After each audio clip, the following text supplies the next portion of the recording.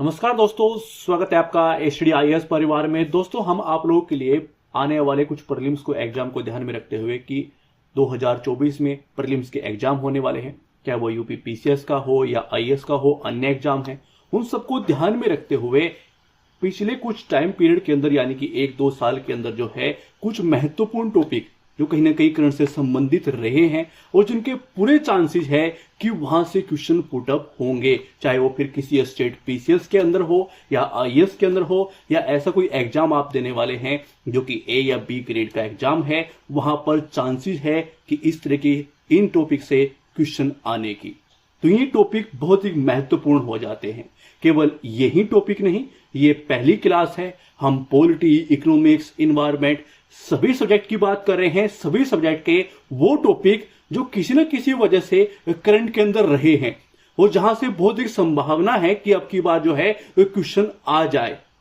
तो ऐसे टॉपिक जहां से पूरी संभावना है कि क्वेश्चन आ सकता है और वहां से यदि वो टॉपिक आपके लूज रह जाए या फिर कमजोर रह जाए कि उतने अच्छे से मुझे उस चीज के बारे में नॉलेज नहीं है, रिवीजन नहीं कर पाया, कुछ भी एक्सक्यूज रह जाए और उस वजह से आप अपने क्वेश्चन का आंसर ना दे पाओ, तो प्रॉब्लम्स जो हैं वो क्रिएट हो जाएंगी। तो वो प्रॉब्लम्स क्रिएट ना हो इसलिए यहां पर जो है प्रोग्राम चलाया गया है आने वाले एग्जाम को देखते हुए। तो यहां पर हम सभी सब्जेक्ट के उन इंपॉर्टेंट टॉपिक्स पर जो है बात करेंगे जो कहीं ना कहीं करंट के अंदर रहे हैं और जिनके चांसेस हैं कि वहां से क्वेश्चन आएंगे। तो उनके कुछ महत्वपूर्ण चीजों को जल्दी से कवर करेंगे। पॉलिटी, इकोनॉमिक्स, इन्वायरमेंट सभी सब्जेक्ट के टॉपिक को हम यहां पर कवर करने वाले हैं। ये पहली क्लास है जो कि पॉलिटी की क्लास है। इसमें हम 5 टॉपिक को कवर करने वाले हैं। ऐसे ही आने वाली क्लासेस के अंदर हम 5-5 टॉपिक को जो है वो कवर करेंगे, जैसे कि इन्वायरमेंट की, इकोनॉमिक्स की, मैं बार बार आप लोगों के लिए बोल रहा हूं। तो आइए आज देख लेते हैं कि हम किन किन टॉपिक पे बात करने वाले हैं। उनमें यह भी जानेंगे कि वो कैसे कैसे कहां कहां पर जो है चर्चाओं के अंदर है और उनके इंपॉर्टेंट चीज क्या है उनको देखेंगे, ताकि जब क्वेश्चन क्रिएट हो तो हम उनका आंसर दे पाए।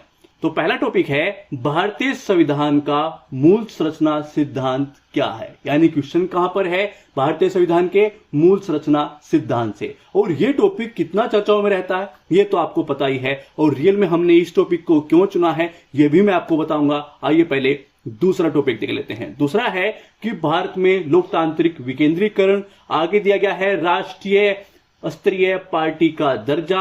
उसके नीचे सब टॉपिक लिया गया है कि हो सकता है कनेक्ट करके क्वेश्चन जो है वहां से पूछ लिया जाए।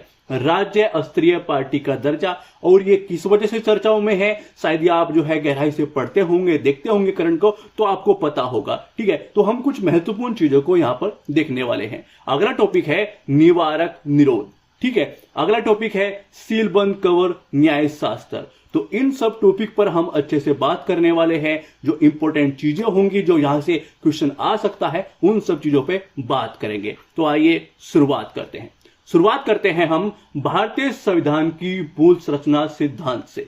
ठीक है, ये क्यों चर्चाओं में है, इसका बेस कहां है। आपने हल्का सा भी चीजों के बारे में पढ़ा होगा, पॉलिटी को थोड़ा ध्यान से पढ़ा होगा। तो जो मूल ढांचा है उसकी जो जड़ है वो केशवानंद भारती मामले से है और केशवानंद भारती 1973 का है। उसको जो है 50 साल अब 2023 में हो चुके हैं। तो वहां से एक पॉइंट तो ये हो गया कि 50 साल हो चुके हैं, तो हो सकता है कि यूपीएससी या फिर स्टेट PCS कोई भी वहां से क्वेश्चन क्रिएट कर ले।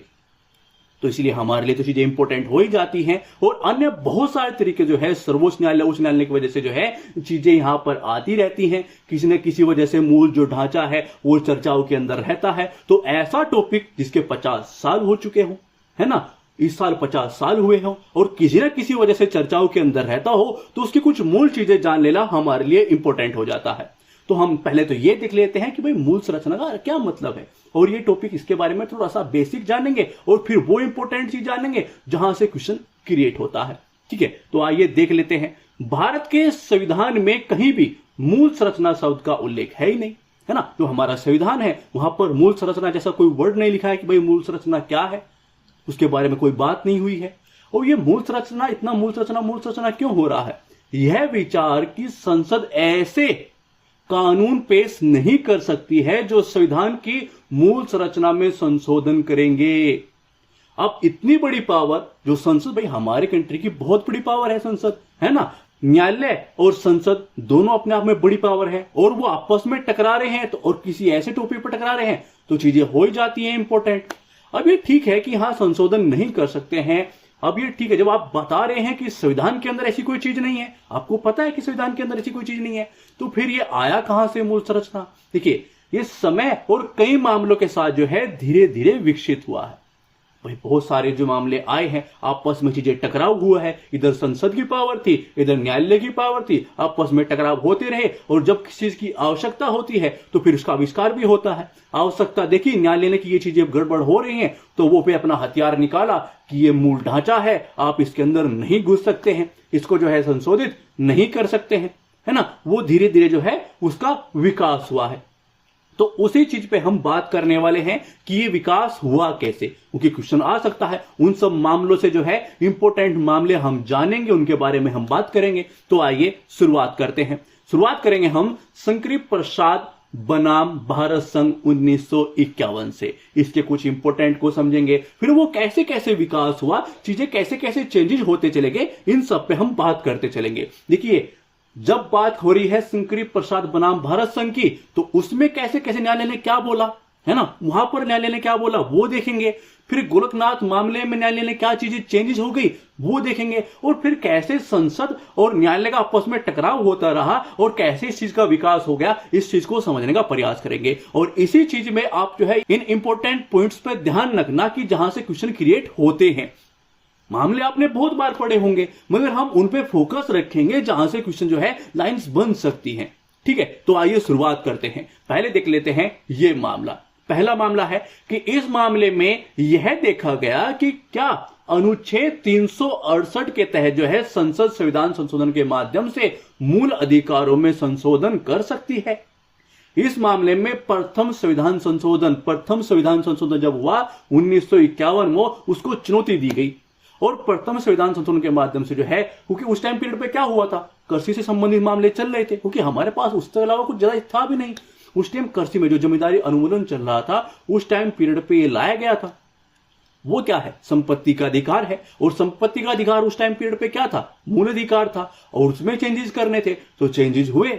और न्यायालय ने क्या बोला जब वो लाया गया कि भाई ये जो है हमारा मूल अधिकार है, आप इसमें चीजें नहीं कर सकते, तो न्यायालय ने क्या बोला, सुप्रीम कोर्ट ने, कि अनुच्छेद 368 के तहत जो है संसद मूल अधिकारों में संशोधन कर सकती है। किसकी बात हो रही है, पहले मामले की, शंकरी प्रसाद बनाम भारत संघ 1951 की। वहां न्यायालय बोला है कि भाई संशोधन हो सकता है। जो आप अनुच्छेद 13 की बात कर रहे हैं वो केवल सामान्य विधि और कानून उसके अंदर शामिल है, संविधान संशोधन उसके अंदर शामिल नहीं है। तो कहां पर बात हो रही है, पहले के अंदर की भाई संविधान संशोधन इसमें नहीं है। ठीक है, तो 13 की आप बात कर रहे हैं, इसलिए एफआई यानी फंडामेंटल राइट्स की हम बात कर रहे हैं, मूल अधिकार की, तो उसको संशोधित करने वाले संविधान संशोधन अनुच्छेद 13 को उसको शून्य नहीं कर सकता है, उसका जो है उसको कम नहीं कर सकता है, उसमें कोई संशोधन या उसको काट छाट नहीं कर सकता है और ना ही उसको शून्य कर सकता है। तो जो उसके अंदर है ही नहीं तो उसको शून्य कैसे करेगा, ये बोला हमारे सुप्रीम कोर्ट ने पहले मामले में। अब ये तो हो गया पहला मामला। फिर चेंजेस आते हैं।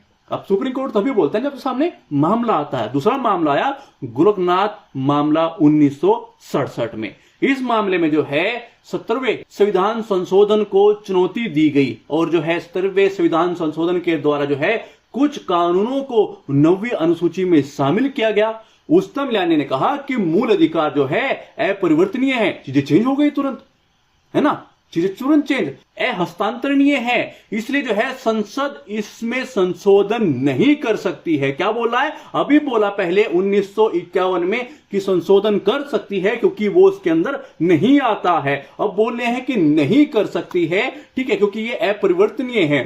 संविधान संशोधन भी अनुच्छेद 13 के तहत किसके जो बोला गया था, सब इस चीज का ही मामला है, तो वर्णित विधि शब्द के अंतर्गत ही आता है। इसलिए मूल अधिकारों में संशोधन करने वाला संविधान संशोधन भी शून्य होगा।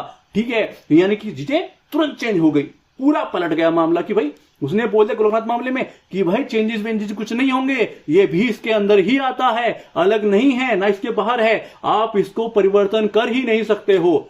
तो इधर क्या हुआ भाई, पावर जैसे न्यायालय के पास है ऐसे ही संसद के पास है। संसद की ठनक गई क्योंकि उस टाइम पूरा घमासान मचा, है ना। तो ऐसे ही हम देखे चलेंगे। दूसरा मामला क्या है, गोलकनाथ मामले पर जो है संसद की प्रतिक्रिया क्या आई, उसको ठेस लगी, क्योंकि जिसके पास पावर होती है और उसको ठेस लगे तो लगनी मान नॉर्मल है।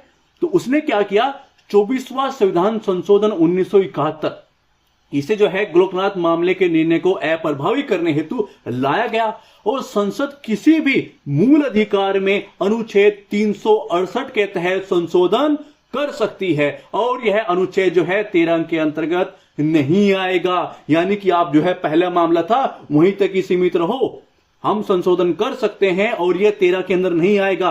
ना ही आप इसको कमजोर कर सकते हो, काट सकते हो, नहीं शून्य कर सकते हो, ठीक है, आप कुछ कर ही नहीं सकते हो। ये किसने बोल दिया, गोलकनाथ मामले के बाद कि जो उसको ठेस पहुंचाई गई थी ना, 24वें संविधान संशोधन लाया गया कि अप्रभावी कर देंगे उस मामले को, ठीक है। तो वो चीज हुई। आप न्यायालय, भाई पावर तो न्यायालय के पास भी है, तो उसने शांति से बैठा कि देखेंगे कोई बात नहीं, हमारे अंडर में आने दो चीजें। वो अंडर में कब आई, उसने निकाला कि भाई ये तो चलता रहेगा मामला, कभी इधर वो बोलेगा कि मैं कर सकता हूं, मैं बोलूंगा कि नहीं कर सकता, मैं ये कर दूंगा, वो चीजें चलती रही। फिर उसके बाद मामला आया केशवानंद भारती मामला, जो कि जड़ है 1973। उसमें हुआ क्या, न्यायालय ने सोचा कि ये चीजें चलती रहेंगी तो कुछ ऐसा हथियार बनाता हूं जिसका कोई तोड़ नहीं हो। वो हथियार क्या बना, केशवानंद भारती मामले में संसद ने जो है गोलकनाथ मामले के निर्णय को उलट दिया और 24वें संविधान संशोधन को वैध माना, क्योंकि भाई चीजें चलती रहेंगी गुड़ पर, तो मैं कुछ अन्य करता हूं, ये चीज नहीं करता फिर। उच्चतम न्यायालय द्वारा आधारभूत यानी कि मूल ढांचा जो चीजें हैं वो आ गई, इसकी अवधारणा का प्रतिपादन किया गया। तो किस मामले में क्या क्या चीजें हो रही हैं और उसके बीच में कौन कौन सा इंपोर्टेंट संविधान संशोधन आ रहा है, ये हमारे लिए इंपोर्टेंट हो जाता है कि भाई एक तो हम यहां से ये देख लेंगे कि संविधान संशोधन उसके बीच में ही आ रहा है, क्योंकि पूरा विकास हुआ है मूल ढांचे का, यह अवधारणा विकसित हो रही है, ठीक है। तो ये चीज हम देख रहे हैं कि कैसे मामला किस टाइम पीरियड पे क्या क्या कर रहा है। तो मामला जब आता है और जब हम एग्जाम हॉल में होते हैं तो वहां पर चीजें आ जाती है कि ये चीजें किस मामले से संबंधित है, या फिर कुछ अन्य तरीके से आप किसी स्टेट पीसीएस में, आईएएस में होगा तो कुछ अन्य तरीके से क्वेश्चन क्रिएट होगा। अब हमारे कंसेप्ट जो है वो क्लियर होंगे और किस मामले में किस तरह की चीजें हुई थी वो हमें पता होगा, तो चीजें आसान हो जाती है। और हम भर भर के चीजें पढ़े हैं कि मामले को पूरा विस्तृत पढ़ रहे हैं और फिर याद कुछ नहीं रहता। इंपोर्टेंट चीजें देखते हैं, वो इंपोर्टेंट ताकि रिवीजन भी हो जाए और वो चीजें हम जान भी ले, ठीक है। आगे बढ़ते हैं। संसद भारतीय संविधान में कोई भी संशोधन कर सकती है, किंतु उसने कहा कि ठीक है संशोधन तो आप कर सकते हो, किंतु ऐसा संशोधन नहीं कर सकते जिससे संविधान की जो मूल ढांचा है वो नष्ट हो जाए, उसको कोई क्षति पहुंचे। आप ऐसा कुछ कर ही नहीं सकते हो, ठीक है। कर लो संशोधन, हमने एक हथियार लगाया, ये रखा, ऐसा पकड़ लिया, अब कुछ रख के दिखाओ, मैं तुरंत उड़ा दूंगी। ये कौन बोला है, सुप्रीम कोर्ट, मेरे वर्ड नहीं है, सुप्रीम कोर्ट के पास ये पावर है। हम कौन होते हैं, ठीक है। अगली बात देखते हैं। उसने देखा कि भाई इतनी बड़ा हथियार लगाया है, हम भी करके देखते हैं। संसद ने बोला कि 39वें संविधान संशोधन, इसके द्वारा जो है प्रधानमंत्री और लोकसभा के सभापति के चुनाव को भी जो है सभी न्यायालयों के क्षेत्राधिकार से बाहर रखने का प्रावधान किया गया कि भाई बड़ा हथियार निकाला है तो एक हथियार तो मैं भी निकालूंगा। उसने निकाला, मगर जो उस हथियार को वो अच्छे से समझ नहीं पाया कि जो हथियार न्यायालय ने निकाला है ये है किस तरीके का। अब पता चलेगा, ठीक है। इंदिरा गांधी मामला 1975, उच्चतम न्यायालय जो है 39वें संविधान संशोधन को जो है असंवैधानिक घोषित कर दिया। और क्या बोला कि उच्चतम न्यायालय ने कहा कि न्यायिक समीक्षा संविधान की आधारभूत ढांचा है और आप उसको क्षति पहुंचाने का प्रयास नहीं करें तो आपके लिए सही रहेगा, नहीं तो अच्छी से दवाई दे दी जाएगी, ठीक है। तो आप उसके अंडर में जो संवैधानिक प्रावधान है, जो चीजें हैं और न्यायालय जो चीज कर सकता है, जो उसके पास अधिकार है, आप उसको चेंजेस करने का प्रयास मत कीजिए, वो उसके अंडर में आता है, किसके, मूल ढांचे के, ठीक है। अब बात करते हैं आगे, किसकी सट की, उस टाइम सरकार में कौन था, इंदिरा गांधी जी, उनकी सटक गई कि भाई ये कुछ ज्यादा हो रहा है, न्यायालय जो है बढ़ चढ़ के चीजें कर रहा है, तो पूरा संविधान सिस्टम भी चेंज। 42वें संविधान संशोधन को तो मिनी संविधान बोला जाता है ना, इतना सिंपल चीज तो आप जानते ही होंगे। तो वो लेके आए कि यार मैं लेकर आऊंगा बड़ा हथियार, अब देखेंगे अब क्या होगा। तो चीजें चेंजेस होने लगी 1976 में। तो यह संविधान संशोधन जो है केशवानंद भारती मामले के निर्णय को अप्रभावी करने हेतु लाया गया था। जैसे गोलकनाथ मामले सिस्टम को लाया गया था, ऐसे इसको लेके आया गया कि केशवानंद भारती मामले का चीजें फिनिश कर देंगे, उसको हथियार को ही नष्ट करेंगे। मगर हुआ क्या, इसके द्वारा जो है अनुच्छेद 368 में संशोधन किया गया और संसद की संविधान संशोधन की शक्ति असीमित हो गई कि हम अपनी शक्ति को इतना बढ़ा देंगे कि न्यायालय उसको कवर ही ना कर सके। हम जो करना चाहे वो हम करें, अपनी मर्जी चलाए, मैं चाहे वो करूं, मैं चाहे ये करूं, ऐसा कुछ उनके दिमाग में आ गया होगा तो वो करने का उनको प्रयास किया गया। ठीक है, इसके द्वारा जो है किए गए संविधान संशोधन को न्यायालय में चुनौती नहीं दी जा सकती, यानी कि न्यायालय की जो मेन पावर है, ठीक है, उसी को नष्ट करने का प्रयास किया गया। अब फिर से वो उनके हथियार को नहीं समझ पाए। वो हथियार था इतना खतरनाक, है ना, मूल ढांचा कि भाई वो चीज है क्या, क्योंकि वो प्रॉपर संविधान के अंदर लिखी नहीं गई है। अब उसको कोई पढ़ नहीं सकता, वो करेगा कौन, वो न्यायालय ही करेगा। न्यायाधीश बताएंगे कि भाई उसका मेन चीज क्या है और उसके अंदर क्या क्या चीजें आती हैं। जब कोई पढ़ नहीं सकता तो उसका तोड़ भी नहीं निकाल पाते, आपको पता ही नहीं है वो क्या है ना, क्योंकि वो संविधान के अंदर है ही नहीं। अगला मामला आया मिनर्वा मिल्स मामला 1980, 42वें संविधान संशोधन को शून्य कर दिया गया, क्योंकि न्यायालय जो है शांत बैठता है ऐसे कि आने दो, कोई मामला आने दो, फिर देखते हैं जो इन्होंने किया है ना, मिनी संविधान लेके आए हैं, इसका भी इलाज करते हैं। तो इलाज किया गया और शून्य असावधानी घोषित उसको कर दिया गया। संसद जो है आधारभूत ढांचे में संशोधन नहीं कर सकती है। ठीक है, ये मेरा क्षेत्राधिकार है और इसमें कोई उंगली करेगा तो हम उंगली को तोड़ देंगे, तो उन्होंने तोड़ दी। ठीक है, तो न्यायिक समीक्षा संविधान की आधारभूत ढांचा है और आप उसी को छीनने चले हो कि न्यायालय को चुनौती जो है वह चुनौती नहीं दी जाती है, तो वो चीज बोल रहे हो। तो ये तो मेरा मूल ढांचे के अंदर चीजें हैं। न्यायिक समीक्षा मैं वो नहीं करूंगा तो करूंगा क्या भाई, मैं यहां पर बैठ के क्या करूंगा यदि मैं यही नहीं कर पाऊंगा तो, है ना। तो ये तो मेरी मेन चीज है, मेरी मेन चीज है, मेरी मेन पावर को ही छीन रहे हो। तो उड़ा दिया अपने मेन हथियार से। आगे बढ़ते हैं। देखिए, हमने कुछ महत्वपूर्ण मामलों को जान लिया। मूल ढांचे की बात हो रही थी, भाई मूल ढांचा है क्या, वो हमने देख लिया। इंपॉर्टेंट जो मामले थे जो हमें देख लेने चाहिए थे, वहां से क्वेश्चन जो है आसानी से चीजें आप देखोगे एक दो बार तो वो चीजें यहां पर आ जाएंगी, क्योंकि आसानी से मुझे मैंने बताने का प्रयास किया है ताकि आप जो है नॉर्मल इस चीज को समझ पाओ। जब हम बड़े विस्तृत तरीके से हर पॉइंट देते तो यहां पर फिसलने लगती है नॉर्मल सी चीजें। नॉर्मल उसको कंसेप्ट को समझोगे, कैसे विकास हुआ ये चीज समझाओगे तो चीजें हो जाएंगी। अब यहां से भी क्वेश्चन क्रिएट हो सकता है।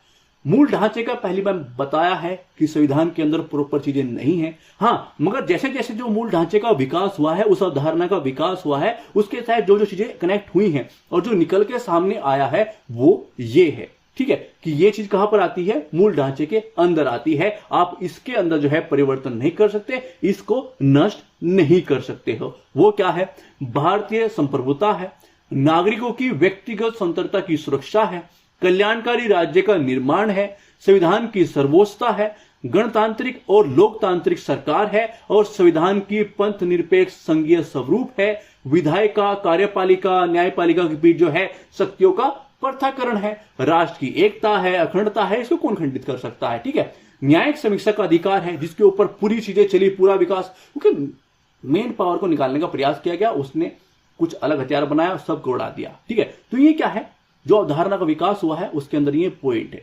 अब यहां से क्या होता है, क्वेश्चन जब क्रिएट होते हैं ना एग्जाम हॉल में जब होते हैं हम, तो हम ये देखते हैं कि वहां से क्वेश्चन बनाया जाता है और पॉइंट रख दिए जाते हैं कि मूल ढांचा है, उसके अंदर ये चीजें हैं।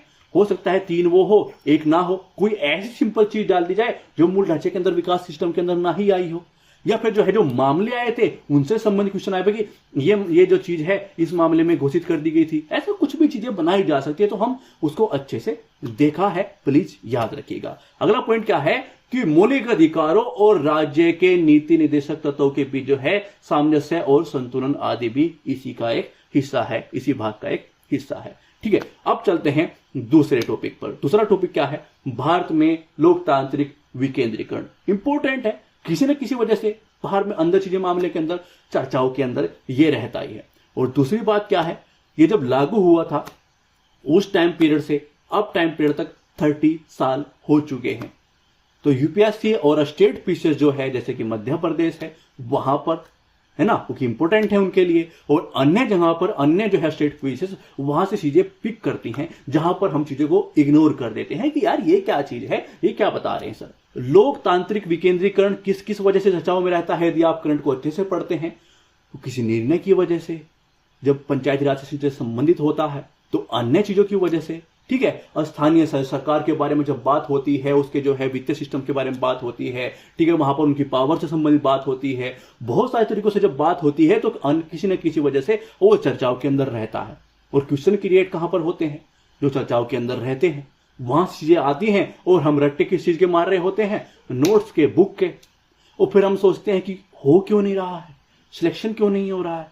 तो ये आपके लिए एक इंपॉर्टेंट हिस्सा है। हम सब उन टॉपिकों पे बात करेंगे, चाहे वो पॉलिटी के कोई भी टॉपिक हो, सब टॉपिक पे बात करेंगे। ये पॉलिटी का पहला पार्ट है। आप ये मत समझिएगा कि हाँ बस यही 5 टॉपिक है, ऐसा कैसे हो सकता है? बहुत सारे टॉपिक होंगे, इकोनॉमिक्स, इन्वायरमेंट, सब की हम बात करेंगे, ठीक है। तो अब बात करते हैं भारत में लोकतांत्रिक विकेंद्रीकरण की। देखिए, भारत में लोकतांत्रिक विकेंद्रीकरण का आज से जो है केंद्र और राज्य सरकार से स्थानीय सरकारों जैसे कि पंचायत, नगर पालिका को शक्ति और जो है संसाधनों और निर्णय निर्माण के अधिकार के हस्तांतरण से है। यानी कि जो पावर है, जो ऊपर पावर है, वो नीचे तक जाए। यानी कि जो आप समझते हैं, देखिए आप अपनी समस्या को और अच्छे से समझते हैं और आपके आसपास जो लोग हैं वो आपकी प्रॉब्लम्स को अच्छे से समझते हैं, क्योंकि वो भी सेम प्रॉब्लम्स को फेस करते हैं, ठीक है, और वहां की चीजों को समझते हैं। तो वहां पर किस चीज की आवश्यकता है वो वहीं के लोग अच्छे से समझ सकते हैं। तो पंचायत, नगर पालिका, जो आसपास आपकी चीजें हैं, वहां जो पावर्स हैं, स्थानीय सरकारें हैं, वो आपके लिए अच्छे से काम कर सकती हैं। तो जो शक्ति है, जो निर्णय लेने का अधिकार है, क्या निर्माण वहां पर करना है, वो उनके पास ट्रांसफर करने के ये चीजें हैं, है ना, कि ताकि जो है लोकतांत्रिक सिस्टम जमीनी स्तर तक जा सके, वो पावर वो यूज करें। बहुत सारी चीजें सामने आती हैं। वो मेंस का पॉइंट व्यू है, मेंस का प्रोग्राम भी हम शुरू कर चुके हैं, वहां पर हमें बहुत सारे क्लासेज आ चुके हैं, आंसर राइटिंग प्रैक्टिस वहां पर चल रही है। पंचायती राज के ऊपर हमने बहुत सारे क्वेश्चन जो है वो लिए हैं, ठीक है। अब आगे बात करते हैं। देखिए, संसद में 73वें और 74वें संविधान संशोधन अधिनियमों को जो है 1992 में पारित किया गया था। एक फैक्ट है, नॉर्मल आपको पता भी होगा, तो प्लीज इसको याद रखिएगा, बहुत छोटी ही चीज है, ठीक है। इन्हें 1993 में लागू किया गया था। ये अंत जो है महत्वपूर्ण संविधान संशोधन थे जिन्होंने भारत में लोकतांत्रिक विकेंद्रीकरण की शुरुआत की थी। अब ये बहुत ही बेसिक सी चीज है कि भाई ये होता सिस्टम क्या है, कब ये जो है संशोधन की बात हुई, तो उसका ईयर और वो कौन कौन से संविधान संशोधन थे उसके बारे में, कब लागू किया गया, इस चीज के बारे में छोटी सी बात हो गई। अब इंपॉर्टेंट हिस्से पे चलते हैं, यहां से चीजें हो सकती हैं। पहले वो जान लेते हैं जो प्रॉपर फैक्ट है 73 और 74वें संविधान संशोधन के बारे में। 73 के बारे में बात करें तो पंचायती राज संस्थान को जो है संवैधानिक दर्जा प्रदान किया गया।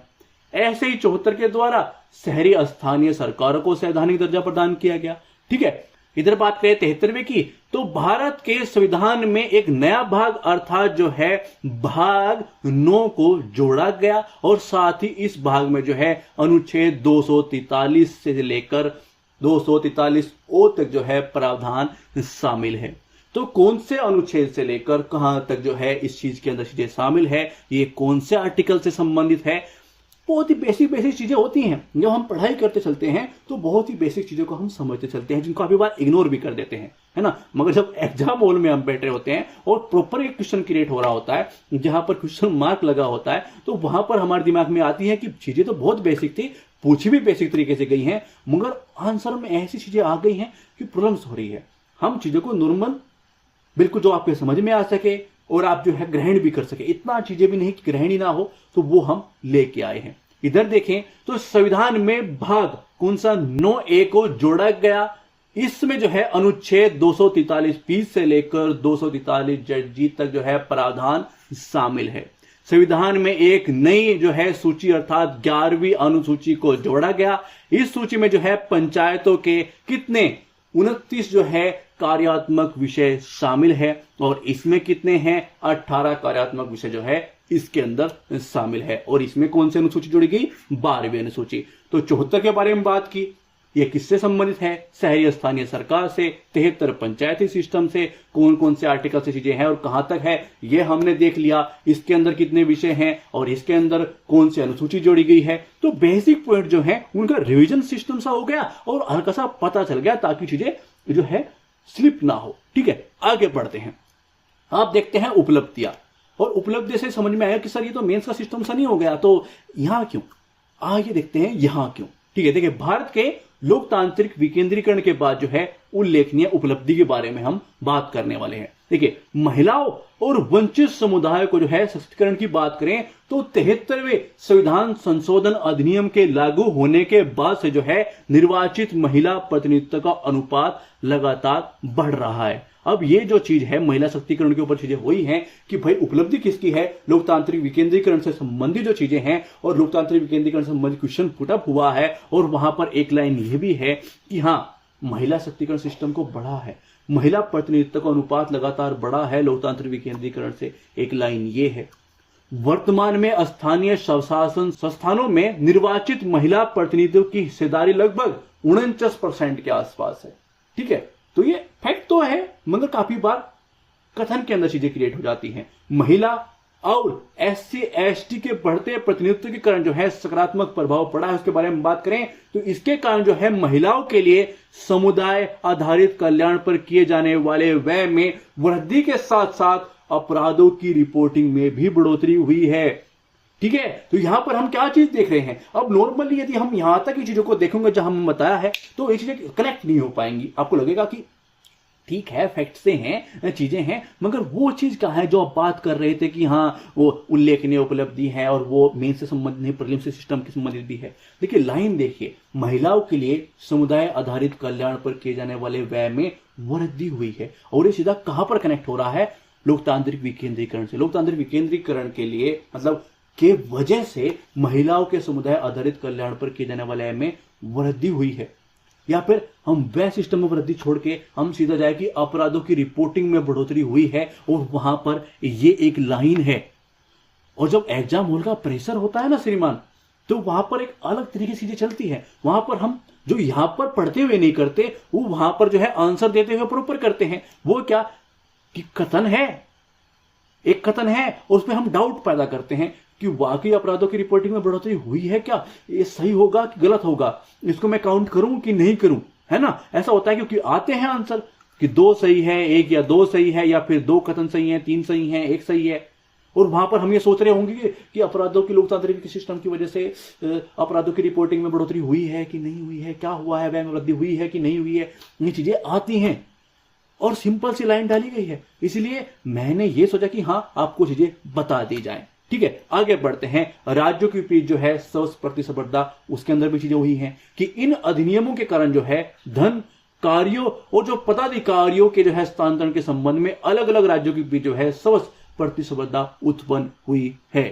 ठीक है, आगे बढ़ते हैं। अब अगला टॉपिक, और इस टॉपिक के बारे में तो आपने शायद बहुत सारे जो है न्यूज के अंदर चीजें सुनी होंगी, मगर हमारे लिए चीजें क्या क्या इंपॉर्टेंट हो जाती है, क्योंकि वहां तक चीजें सीमित हो गई कि भाई आम आदमी पार्टी को जो है क्या हुआ, राष्ट्रीय स्तरीय पार्टी का दर्जा मिल गया। अब चीजें यहां तक तो सीमित नहीं रहती हैं, क्योंकि भाई इस चीज से क्या चीज हो जाएगी कि उनको मिल गया, भाई वो उनके लिए इंपॉर्टेंट है। हमारे लिए क्या इंपॉर्टेंट है वो हमें देखना चाहिए कि चीजें हुई हैं, मगर हमारे लिए चीजें इंपॉर्टेंट है, क्योंकि इलेक्शन इधर उधर तो होते ही रहते हैं, अभी भी हुए हैं, है ना। 3-4 जगह इलेक्शन हुए हैं, उनके रिजल्ट आए हैं और ये होते रहेंगे। वो एग्जाम सिस्टम के अंदर आप न्यूज़पेपर तो उनके पास भी जाते हैं जो एग्जाम बनाते हैं, और ये चीजें हो रही हैं। और राष्ट्र किसी पार्टी को जो है राष्ट्रीय स्तरीय पार्टी का दर्जा मिला है, तो वहां से क्वेश्चन ना होके अन्य चीजों से हो सकता है, तो उससे संबंधित हर पॉइंट के ऊपर हमें बात कर लेनी चाहिए। तो आइए बात करते हैं उन चीजों पर जो इसके लिए इंपॉर्टेंट है।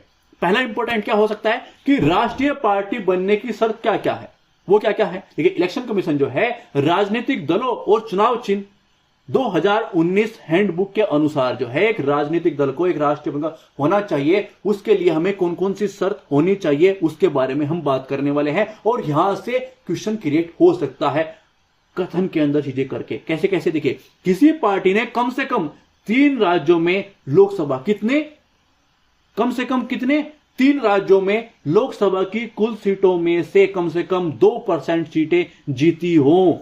देखिए, ये जो फैक्ट होते हैं ना, जब एग्जाम हॉल में हम होते हैं तो वहां पर बड़ी गड़बड़ करते हैं। अब यहां पर पढ़ने के लिए, यहां पर चीजें देखने के लिए तो बहुत आसान हो गई कि किसी पार्टी ने कम से कम जो है 3 राज्यों और या फिर जो है कुल सीटों में से कम 2% सीटें, और वहां पर 2 की जगह पता लगा है 3 हुआ रखा है, और हमें उस चीज का जो वहां पर प्रेशर था उसमें चीजें भूल गए कि यार 2 था, 3 था, 4 था, क्या था, है ना। तो वहां पर अलग तरीके से तो वो चीज ना हो, इसलिए मैंने बताया कि 3 राज्यों और कितना लोकसभा की कुल सीटों में से कम 2% सीटें हों। किसी पार्टी को जो है 4 राज्य या उससे अधिक हो, देखिए 4 होने चाहिए, उससे अधिक वो पार्टी के लिए अच्छा है, ठीक है। राज्य स्तरीय यानी कि जो राष्ट्रीय दल है उसके रूप में मान्यता प्राप्त हुई है और इसी का तो खेल है। ये पॉइंट कंप्लीट किया है आम आदमी पार्टी ने, है ना।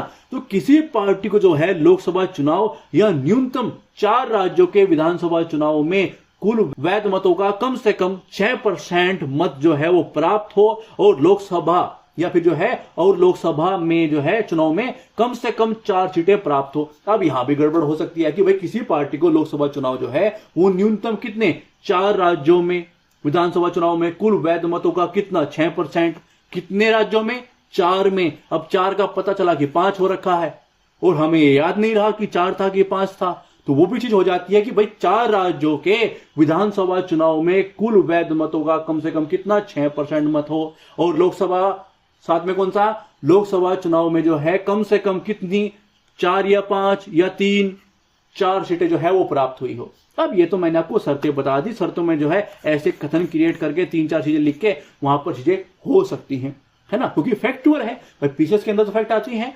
आईएएस के अंदर भी 5-7 क्वेश्चन आते हैं, तो हमें ध्यान देना चाहिए, ठीक है।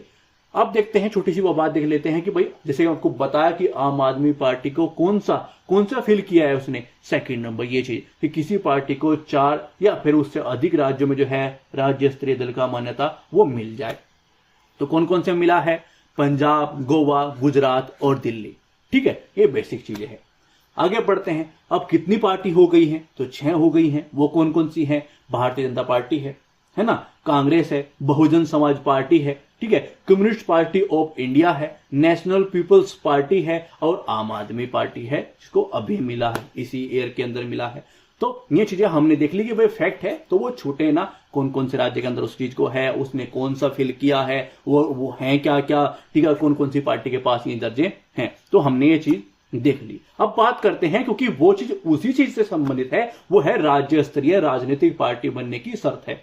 तो वो कौन कौन सी है, देखिए, यदि इस दल में जो है विधानसभा चुनाव में कुल वैध मतों का कम से कम कितना 6% मत प्राप्त करने के साथ ही विधानसभा में कम से कम 2 सीटें प्राप्त की हो, या फिर क्या किया हो, यदि इस दल ने जो है राज्य के लोकसभा चुनाव में कुल वैध मतों का 6% मत जो है वो प्राप्त करने के साथ साथ राज्य के लोकसभा में से कम जो कितना 1 सीट जो है वो भी जीती हो, ठीक है। तो वो चीज है कि भाई इसने ये चीज क्या हो, या फिर यदि किसी दल ने जो है विधानसभा चुनाव में जो कुल सीटों का कम से कम 3% या 3 सीटें जो भी अधिक हो वो उसे अर्जित किया हो, या फिर यदि किसी दल ने जो है लोकसभा की प्रत्येक 25 सीटों में से कम 1 सीट जीती हो।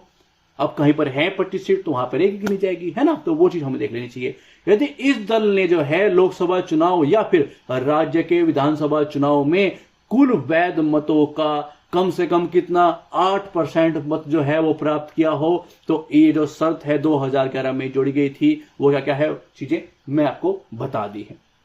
कब जोड़ी गई थी चीजें हैं, कुछ भी इंपॉर्टेंट हिस्सा है तो वो चीज हम आपको प्रोवाइड करा रहे हैं, और ये जो फैक्ट हैं ये आपको याद रखने हैं। मैंने आपको एक बार रिवीजन करा दिया है, यदि आपने पढ़ रखा है अच्छे से तो आपका रिवीजन हो गया, और यदि आपको नहीं पता है तो आपको पता चल गया, ठीक है। यहां से क्वेश्चन क्रिएट होते हैं, आंकड़े चेंज किए जाते हैं। देखिए, निम्नलिखित पार्टी को जो है राज्य स्तरीय पार्टी का दर्जा प्राप्त हुआ है। पता चला कि हम राष्ट्रीय पार्टी देखते रह गए, और जो सूची के अंदर इधर से क्वेश्चन आ गया राज्य स्तर से। देखिए, लोक जनशक्ति पार्टी जो कि नागालैंड से संबंधित है, voice of the people party जो कि मेघालय में है, और टिपरा मोथा ये त्रिपुरा से है, ठीक है। तो इन पार्टी को चीजें मिली हैं, दर्जा प्राप्त हुआ है।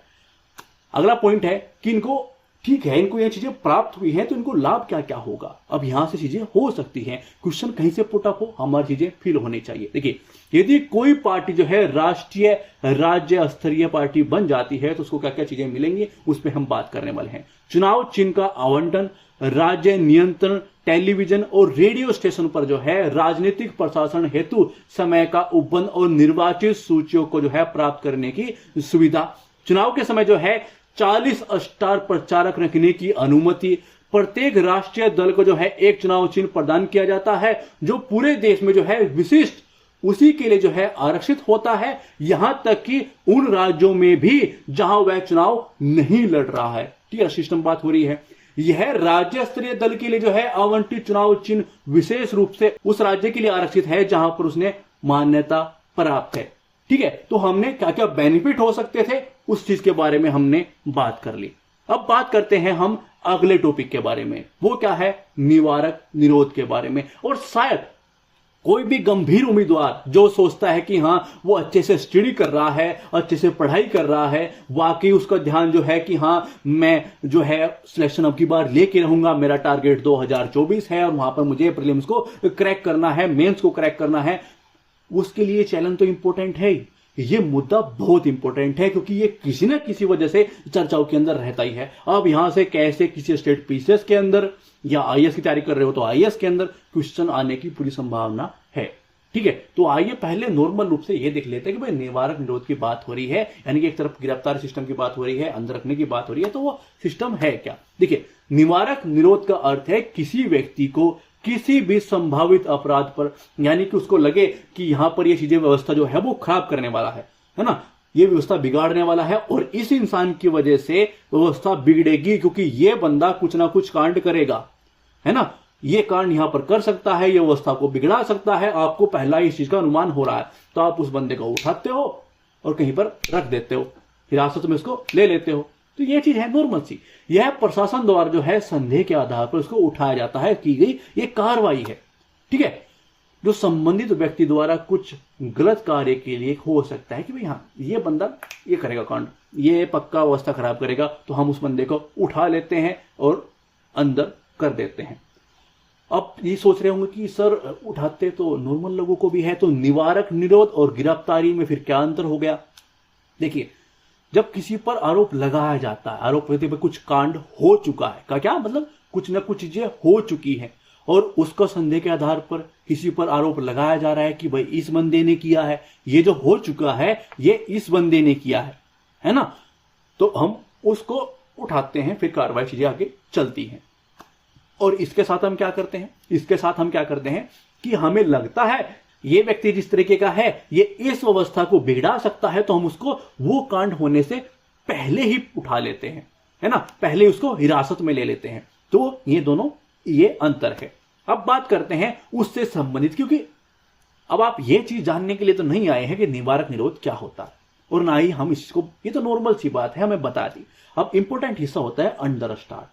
तो आइए अंदर की बात बताइए, यहां पर पॉइंट्स क्रिएट हो सकते हैं। ठीक, भारत में एक गिरफ्तार व्यक्ति के अधिकार क्या क्या है। पहले वो कौन से आर्टिकल से संबंधित है, तो वो 22 है और 22 के 2 की 22 का 1 और 2, पहली बात तो चारों से संबंधित है। तो वो कैसे कैसे उनके अंदर क्या क्या प्रावधान है उसके बारे में देख लेते हैं, क्योंकि 22 तक तो चीजें ठीक रहती हैं, 22 तक चीजें ठीक रहती हैं कि गिरफ्तारी संबंधित कहां पर, 22 के अंदर तुरंत हाथ उठाओगे। और जब आंसर कैसे आया हो, आंसर आया हो ऐसे कि 22 का 1 है भाई साहब, 22 का की 2 है भाई साहब, 22 का 3 है कि 22 का 4 है, तो वहां पर काफी बार जो आपने ऊपरी ऊपरी पढ़ाई यदि की है तो फिर वो आपको कंफ्यूज करता है, आपको लगता है कि ये चीजें गड़बड़ है भाई, ये ऐसा थोड़ी ना करता है कोई, 22-2, 23-2, 24-2 ऐसा कुछ तो करो, ये क्या कर रहे हो, तो ये यही होता है। ठीक है, अब बढ़ते हैं आगे। देखिए, भारतीय संविधान का अनुच्छेद 22 कुछ मामलों में गिरफ्तारी और हिरासत में सुरक्षा प्रदान करता है। किसकी बात हो रही है, एक। ठीक है, तो किसी भी व्यक्ति को यह बताए बिना गिरफ्तार नहीं किया जा सकता है कि उसे क्यों गिरफ्तार किया जा रहा है। 22 के 1 के अंदर ये चीजें हैं। ठीक है, तो गिरफ्तार व्यक्ति को अपने बचाव के लिए कानूनी पेशेवर की, ठीक है, वकील की नियुक्ति करने का अधिकार होता है इसके अंदर। ठीक है, गिरफ्तार किए गए प्रत्येक व्यक्ति को 24 घंटे के भीतर 22 के 2, ठीक है, भीतर निकट मजिस्ट्रेट के समक्ष पेश किया जाता है और मजिस्ट्रेट का प्राधिकार द्वारा हिरासत में किए गए व्यक्ति की हिरासत उक्त अवधि जो है, ठीक है, उक्त अवधि से अधिक नहीं हो सकती है। ठीक है, तो इसके बारे में हमने पता कर लिया दोनों के बारे में। अब आगे बढ़ते हैं 3 और 4 की ओर। देखिए, निवारक निरोध के लिए जो है सैद्धांतिक प्रावधान है। अनुच्छेद 22 के 3 क्या कहता है कि ये उपबंध जो है किसके लिए नहीं होंगे, कि यदि व्यक्ति इस समय शत्रु देश से हो, है ना, ठीक है, शत्रु देश से हो, और यदि व्यक्ति को जो है निवारक हिरासत के उद्देश्य से बनाए गए एक निश्चित कानून के तहत गिरफ्तार किए जाएं। समझ रहे हो? अब बात करते हैं हम किसके, अनुच्छेद 22 के 4 में कहा गया है कि निवारक नजरबंदी का प्रावधान करने वाला कोई भी कानून किसी व्यक्ति को 3 महीने से अधिक समय तक हिरासत में रखने का अधिकार नहीं देगा। ठीक है, और ये चीजें जान लेते हैं। देखिए, एक सलाहकार बोर्ड विस्तारित निवृत्त के लिए जो है पर्याप्त कारण की रिपोर्ट करता है। ऐसे व्यक्ति को संसद द्वारा बनाए गए किसी भी कानून के प्रावधानों के अनुसार हिरासत में लिया जाता है। 1978 के 44वें संशोधन अधिनियम ने बिना किसी सलाहकार बोर्ड की राय लिए हिरासत की अवधि को 3 महीने से घटाकर 2 महीने कर दिया है। हालांकि ये जो प्रावधान है अभी तक लागू नहीं हुआ है, इसलिए अभी 3 महीने की मूल अवधि अभी जारी है। तो ये चीजें कहां पर है, हो सकता है इससे संबंधित चीजें क्रिएट हो जाए, तो कुछ भी मिसिंग नहीं करना है। हम आपके लिए चीजें इंपोर्टेंट लेके आए हैं कि भाई हाँ कुछ भी चीजें मिसिंग ना हो। तो कौन सा प्रावधान कहां पर कैसे कैसे है वो आपको पता चल गया। ठीक है, आइए आगे बढ़ते हैं अगले टॉपिक की ओर। अब इस ईयर के अंदर, करंट के अंदर जो है, आपने कहीं ना कहीं सुना होगा सील बंद कवर न्यायशास्त्र के बारे में। सर्वोच्च न्यायालय, उच्च न्यायालय जिसको यूज करते हैं। जब भी बोला जाता है न्यूज के अंदर एक संवेदनशील सिस्टम आया है। जब अडानी सिस्टम बहुत चला था, ठीक है, हिंडनबर्ग और अडानी के बीच में जो चीजें हुई थी कि यहां पर ऐसा हो रहा है वैसा हो रहा है, और ये बहुत सारी न्यूज के अंदर रही थी। और सीलबंद सिस्टम क्या किसी न किसी वजह से जो है न्यायालय के अंदर सिस्टम में रहता ही है। जब भी बोला जाता है कि यह संवेदनशील मामला है ना, इसकी जानकारी हर किसी को प्रोवाइड नहीं करा सकती, खुलेआम प्रोवाइड नहीं कराई जा सकती है, प्लीज हमारी बात को समझिए, ये गोपनीयता का सिस्टम है, ये इस चीज का मतलब है, ये संवेदनशील है, ये है वो है। तो वहां पर क्या होता है, कानूनी प्रथा होती है, उसका यूज करते हैं कौन, न्यायालय, है ना। उसको मंगाते हैं सीलबंद एक लिफाफे के अंदर, और उसको देखते हैं, और उसको सिर्फ न्यायालय के न्यायाधीश सिस्टम के अंदर देख सकते हैं। आइए उस चीज के अंदर बात करते हैं। आप ये सोच रहे होंगे कि ये क्या बात है सर, ये पिछले कुछ टाइम पीरियड से काफी चर्चाओं के अंदर है। अब की बार अडानी सिस्टम के अंदर चर्चाओं में रहा ही है, केरल संबंधित भी चीजें चर्चाओं में है। उन्होंने जहां पर ये चीजें दी गई थी संविधान सिस्टम, उन्होंने उसको खारिज कर दिया, उन्होंने बोला कि ये चीजें ठीक नहीं है उच्च न्यायालय ने। तो बहुत सारी चीजों की वजह से ये चर्चाओं में बना हुआ है। और जब कहीं पर भी क्या होता है, यदि आप अच्छे से समझेंगे कि न्यायालय सिस्टम के अंदर कोई चीज ज्यादा चर्चाओं के अंदर रहती है, तो यूपीएससी और स्टेट पीसीएस उसको पिक करते हैं, और जब उठाते हैं तो वहां से चीजें होने की संभावनाएं हैं। तो हम यही जान लेते हैं कि ये क्या है, और उससे संबंधी जो इंपॉर्टेंट फैक्ट है उसके बारे में जान लेते हैं, ताकि क्वेश्चन क्रिएट हो तो आप उसका आंसर दे पाए। देखिए, यह सर्वोच्च न्यायालय कभी कभी निचले न्यायालयों द्वारा जो है उपयोग की जाने वाली एक प्रथा है, कानूनी प्रथा है। ठीक है, इसके तहत जो है सरकारी एजेंसियों से सीलबंद लिफाफों या कवर में जानकारी मांगी जाती है कि जिस संवेदन सिस्टम की बात आप कर रहे हैं वो हमें प्रोवाइड करा दीजिए। एक लिफाफे के सिस्टम हम खुद देख लेंगे कि वो वाकई वो चीज है कि नहीं है, हम सार्वजनिक नहीं करेंगे। ठीक है, यह स्वीकार किया जाता है। ठीक है, यह स्वीकार किया जाता है, केवल न्यायाधीश ही इस सूचना को प्राप्त कर सकते हैं। ऐसा नहीं कि सीलबंद लिफाफे की बात हो रही है, वो सर मुझे भी जानना है, आप लिफाफे में ही पकड़ा दियो, तो वो चीज नहीं होगी, सार्वजनिक नहीं है। आप सार्वजनिक है, न्यायाधीश नहीं है, तो प्लीज अपने अंडर में रहें। ठीक है, यद्यपि कोई विशिष्ट कानून सीलबंद कवर के सिद्धांत को परिभाषित नहीं करता है। ऐसा हो सकता है कि हाँ संविधान के संशोधन में या फिर संविधान के अंदर जो है इस तरह का प्रावधान है जिसको परिभाषित करता है, और कोई आर्टिकल दे दिया जाए, है ना, अपनी बातों कथन वहां पर दिए गए हैं, ऐसे क्वेश्चन क्रिएट किया गया है यूपीएससी में या किसी स्टेट पीसीएस के अंदर, तो वहां पर चीजें पैदा होंगी। तो ध्यान दीजिएगा कि यद्यपि कोई विशिष्ट कानून सीलबंद कवर या लिफाफे सिस्टम के अंदर सिद्धांत को परिभाषित नहीं करता है, सर्वोच्च न्यायालय इसे सर्वोच्च न्यायालय के नियमों के आदेश, ठीक है, 13 के नियम 7 और भारतीय साक्ष्य अधिनियम 1872 की धारा 123 से उपयोग करने की शक्ति प्राप्त करता है। कहां से शक्ति प्राप्त करता है, यह बहुत इंपॉर्टेंट हो जाता है। तो कौन सा आदेश है, कौन सा नियम है, अधिनियम कौन सा है और उसकी धारा कौन सी है, ये फैक्ट है। और अब बात करते हैं उसके अंदर चीजें हैं क्या क्या। तो दो परिस्थिति में चीजें हो सकती हैं, जानकारी मांगी जा सकती है। पहली क्या, जब कोई जानकारी चल रही जांच से जुड़ी होती है और जब इसमें जो है व्यक्तिगत या गोपनीय जानकारी शामिल हो कि भाई संवेदनशील है ना, किसी व्यक्ति संबंधित है या कुछ जो है हमारी सुरक्षा से संबंधित है, अन्य चीजें भी हो सकती हैं, ठीक है, जिसके प्रकटीकरण से जो है यानी कि प्रस्तुतिकरण सबको पता चल जाए कि हाँ यहां पर चीजें हुई हैं और किसी व्यक्ति की गोपनीयता या विश्वास का उल्लंघन हो सकता है, ठीक है। तो ये चीजें कि भाई हर जगह नहीं फैलाई जा सकती कि चाहे बस ऐसे खोल दीजिए, हर चीज को नहीं खोला जा सकता ना, संवेदनशील होती है, वो कैसे मांगी जाती है वो इसके ऊपर हम बात कर रहे हैं। अब बात करते हैं जो इंपॉर्टेंट 2 हिस्सों के बारे में हमने जिक्र किया, वो क्या है कि सर्वोच्च न्यायालय नियमों के आदेश 13 का नियम 7 वो क्या है, और भारतीय साक्ष्य अधिनियम 1872 की धारा 123 वो क्या है। देखिए, यदि मुख्य न्यायाधीश अथवा न्यायालय कुछ सूचनाओं को जो है सीलबंद कवर में रखने का निर्देश देते हैं या इसे गोपनीय प्रकृति का मानते हैं, किसकी बात हो रही है, नियम 7 की बात हो रही है, तो ये चीजें उसके अंडर में आ रही हैं, ठीक है। तो किसी भी पक्ष को इस प्रकार की जानकारी या सामग्री तक पहुंच की अनुमति नहीं है। ऐसा नहीं कि मैं भी जानूंगा, मुझे भी जानने का अधिकार है, ये अधिकार है, मेरा मूल अधिकार है, मैं भी इस बात को जानूंगा, तो आप ऐसा नहीं कर सकते हैं। हाँ, यदि न्यायाधीश चाहते हैं तो स्वयं आदेश दें और विरोधी पक्ष को भी जो है इसकी अनुमति दी जाए, ठीक है। यदि किसी सूचना का प्रकाशन जनता के लिए, हम सबों के लिए नहीं है, तो ऐसी कोई जिद नहीं करनी है कि नहीं ये मेरे को देखने का है, ऐसा नहीं करने का है, ठीक है। तो ऐसा नहीं कि मैं तो देखूंगा, मेरे लिए तो है, मेरे लिए सार्वजनिक चीजें हैं, मेरे पास ये अधिकार है, तो उस सूचना को गोपनीय रखा जा सकता है, आप जिद नहीं करने का, ठीक है। अगला क्या है कि भारतीय साक्ष्य अधिनियम 1872 की धारा 123, इसके अंदर क्या प्रावधान है कि राज्य के मामलों से संबंधित आधिकारिक अप्रकाशित दस्तावेज संरक्षित होते हैं और एक सार्वजनिक अधिकारी को ऐसे दस्तावेज का खुलासा करने के लिए बाध्य आप नहीं कर सकते। कभी आप सोचें कि अधिकारी कि मेरे अधिकार हैं और आप ये बाध्य हैं इस चीज के लिए कि आप ये करें, और आप उधर से पीठ छिटके आए और आपको बोलेगा कि मेरे तो अधिकार थे, फिर मैं मेरे को मारा क्यों, है ना, तो आपका अधिकार नहीं है और आप उसको बाध्य नहीं कर सकते हैं, ठीक है। अतिरिक्त परिस्थितियां जिनमें गोपनीय या फिर गुप्त रूप से जानकारी मांगी जा सकती है, उनमें ऐसी स्थितियां शामिल है जिनमें इसका प्रकटीकरण चल ही किसी जांच को प्रभावित करने की क्षमता रखता हो। उदाहरण के लिए कोई ऐसी जानकारी जो पुलिस केस में शामिल जानकारी से संबंधित हो। तो दोनों ही पार्ट के बारे में हमने अच्छे से बात कर ली, किस तरह के प्रावधान थे उसके बारे में हमने बात की। तो 5 टॉपिक के बारे में हमने बात की कि हाँ वो इंपॉर्टेंट हिस्सा आप लोगों के पास चीजें चले जाए।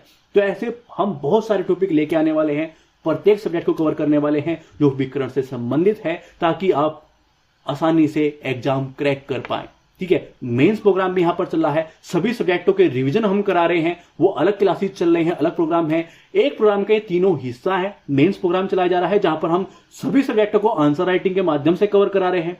सेकंड, हम जो है प्रीलिम्स के लिए सभी सब्जेक्टों का रिवीजन करा रहे हैं ताकि वो चीज आपकी ना छूटे, और हम इंपोर्टेंट वो टॉपिक जो कहीं ना कहीं करंट के अंदर रहे हैं, बहुत ही संभावना है कि वहां से क्वेश्चन क्रिएट हो और कैसे भी हो सकता है, तो वो आपके छूटे ना, आप आंसर दें, ये प्रोग्राम उसके लिए चलाया जा रहा है। तो प्लीज वीडियो को शेयर कर दीजिएगा।